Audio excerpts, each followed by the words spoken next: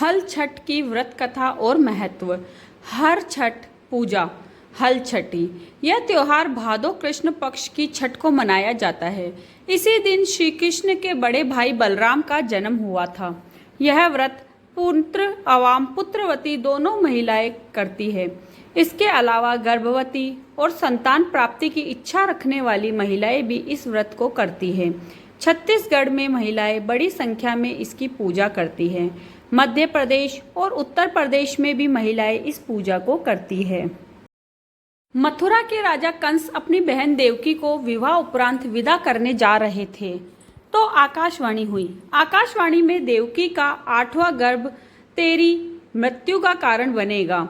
यह जानकर कंस ने बहन बहनोई को कारागार में डाल दिया और वसुदेव देवकी के 6 पुत्रों को एक एक कर कंस ने मार डाला। जब 7वें बच्चे के जन्म का समय नजदीक आया तो देवर्षि नारद जी वसुदेव देवकी से मिलने पहुंचे और उनके दुख का कारण जानकर देवकी को हलषठी देवी के व्रत करने की सलाह दी। देवकी ने नारद जी से हलषष्ठी व्रत की महिमा का वह कथा पूछी।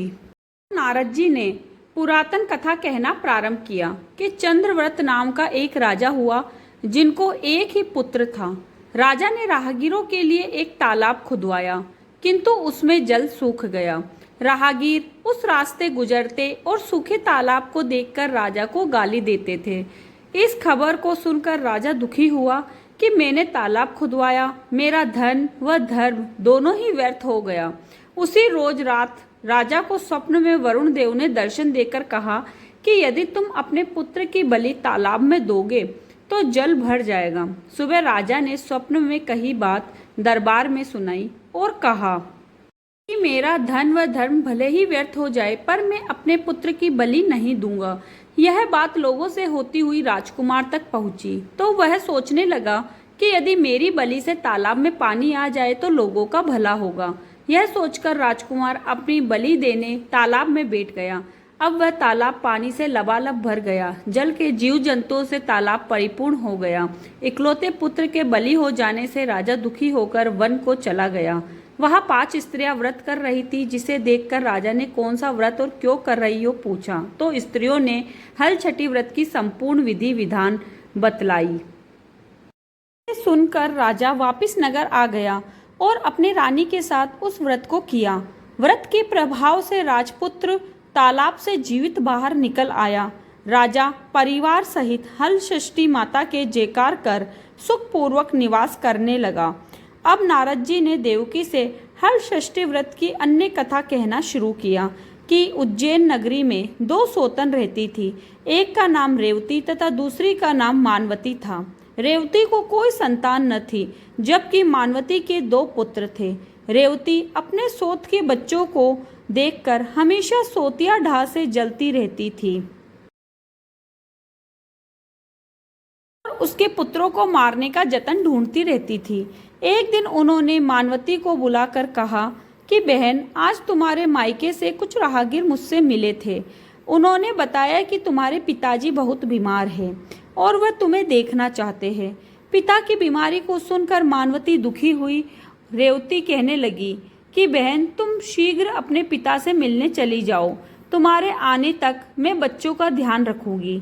सोत की बात को सच मान और अपने पुत्रों को रेवती के हाथों सुरक्षित देकर मानवती पिता से मिलने मायके चली गई। अब रेवती को बच्चों को मारने का अच्छा मौका मिल गया। उन दोनों बच्चों को मारकर रेवती ने जंगल में फेंक दिया। इधर मानवती जब मायके पहुंची तो पिता को स्वस्थ देखकर पिता से अपनी सोत की कही बातों को कह कुशल क्षेम पूछती है। अब मानवती के माता पिता ने अनहोनी के संदेश पुत्री को जाने को कहते हैं किंतु मानवती के माता ने कहा कि पुत्री, आज हलषष्ठी माता का व्रत है, अतः तुम भी पुत्रों की दीर्घायु की कामना से ये व्रत कर आज की जगह कल चली जाना। माता की सलाह मान मानवती पुत्रों की स्वास्थ्य कामना से हलषष्ठी माता का व्रत धारण कर दूसरे दिन अपने घर जाने को निकली।